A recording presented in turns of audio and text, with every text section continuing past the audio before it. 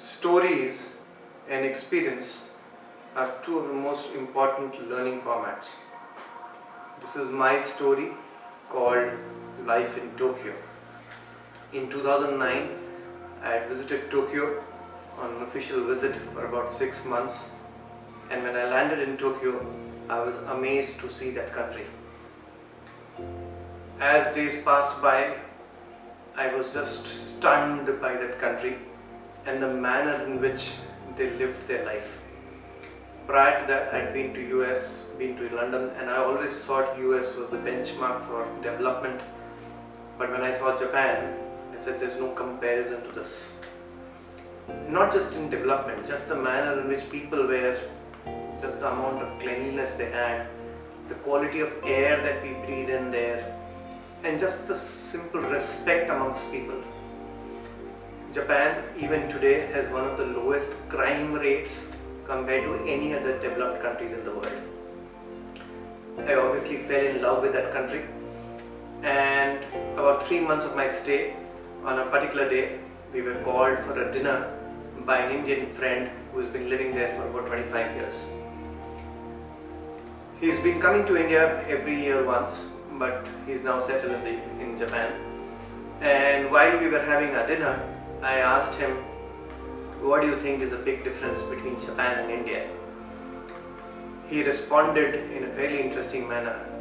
He said, Kamlesh, in Japan, we have a firm belief that traditional is not necessarily backward and modern is not necessarily forward. And he went on talking about this. He said, in Japan, we are one of the most scientifically advanced countries, but we have still kept all our traditions intact. And we keep all our traditions alive even today. And we think that the modern science cannot actually understand the science behind all the traditions that we have. And then he said that in India, for some reason, in the last 70 odd years, we've got freedom, but our minds are still slaves of the past that we belong to. In India, for some reason, modern is considered to be forward and traditional is considered to be backward. If somebody speaks in English, you consider them forward, and if somebody has an Hindi accent, for some reason we consider them backward. He also gave some examples. He said yoga was a thing that India has been teaching for the last God knows how many centuries. Baba Ramdev has been teaching this since the year 2000, but yoga never became popular in India. Once the world accepted it and proved the scientific benefits of it, today Indians are going crazy with yoga. The same is true with meditation. Meditation was taught by Buddha about 2500 years ago. Indians never accepted the power of meditation. It went to the modern world, Western world as it is called, and from there it came back to India as mindfulness. And then he said a fantastic quote that I still remember.